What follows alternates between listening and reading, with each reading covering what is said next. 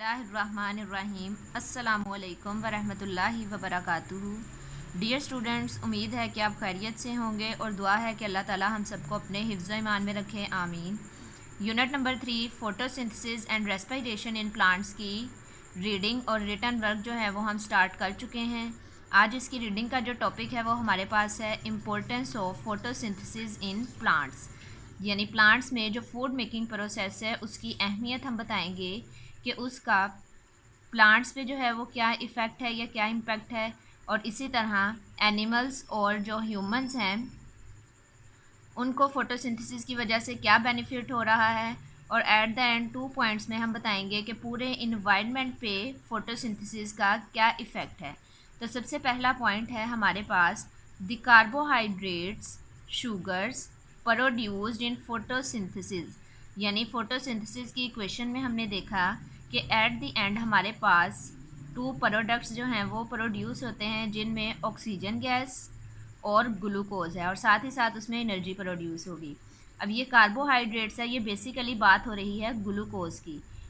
Are use to build the plant cell structure, यानी plant की जो सेल स्ट्रक्चर है वो किस चीज़ पे डिपेंड करती है?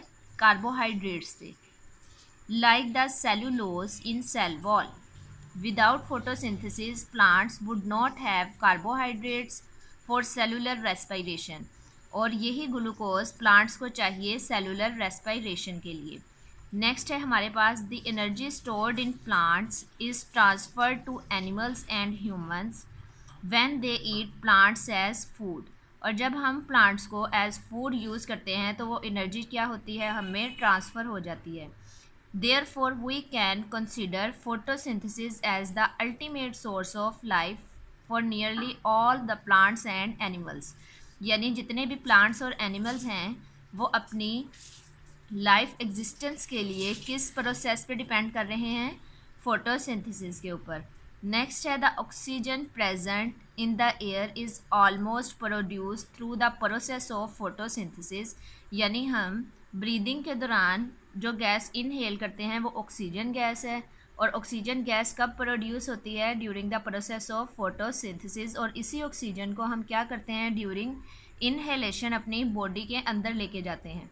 नेक्स्ट है photosynthesis helps in maintaining a balance level of oxygen and carbon dioxide in atmosphere, यानी फोटोसिंथेसिस के दौरान जो ऑक्सीजन गैस जो है वो प्रोड्यूस होती है वो इवॉल्व होती है, और कार्बन डाइऑक्साइड गैस जो हम सांस लेने के दौरान एक्सहेल करते हैं वो प्लांट्स को फोटोसिंथेसिस के लिए चाहिए। तो ये कार्बन डाइऑक्साइड गैस और ऑक्सीजन गैस का लेवल जो है वो कौन मेंटेन करता है?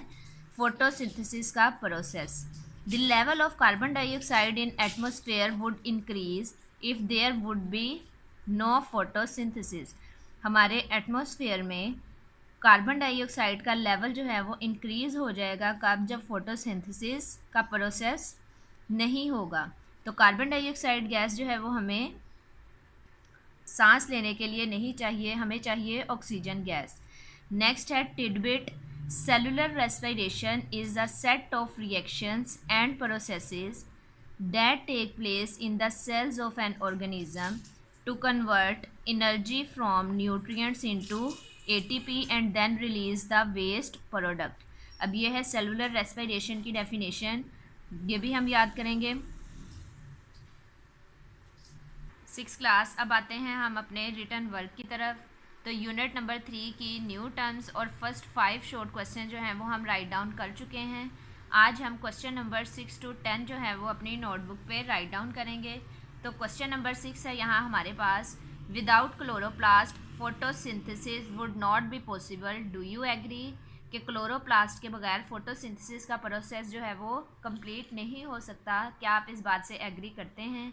तो इसके आंसर में हम लिखेंगे yes, without chloroplast photosynthesis would not be possible because in the absence of chloroplast sunlight would not be trapped by the cell, यानी क्लोरोप्लास्ट जो है वो क्या करते हैं? सनलाइट को ट्रैप करते हैं for the process of photosynthesis.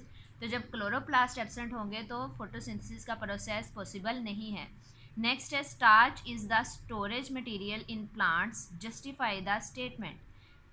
Starch is the storage material of plants because the glucose produced as a result of photosynthesis convert into starch and stores in leaf. This starch break down in glucose again when energy is needed. Next है हमारे पास what is the function of cuticle. Cuticle का function है हमारे पास cuticle is present on the leaf surface. It is a leathery coat that reduces the extra loss of water from leaves. Next है हमारे पास how does carbon dioxide effect on the rate of photosynthesis. तो answer में हम इसके लिखेंगे lower the carbon dioxide lower will be the rate of photosynthesis. अगर carbon dioxide gas की कंसनट्रेशन कम होगी तो रेट जो है फोटोसिंथेसिस का वो भी कम होगा. Increase in carbon dioxide in air above 1% will also slow down the rate of photosynthesis. कि अगर बहुत ज़्यादा कम हो गई हमारे पास कार्बन डाइऑक्साइड तो भी फोटोसिंथेसिस का प्रोसेस जो है वो उसका रेट कम होगा, और अगर बहुत ज़्यादा इंक्रीज़ हो गई तो भी हमारे पास फोटोसिंथेसिस का प्रोसेस है वो स्लो डाउन हो जाता है. नेक्स्ट है define the rate of respiration. 2 definitions हैं इसकी. दोनों में से कोई एक जो डेफिनेशन है हम राइट डाउन कर सकते हैं. फर्स्ट वन है rate of respiration is defined as the rate at which glucose is converted into carbon dioxide and water. Glucose से कार्बन डाइऑक्साइड गैस और वाटर के बनने का जो रेट है उसे हम कहते हैं rate of respiration. Second definition है इसमें रेट ऑफ रेस्पिरेशन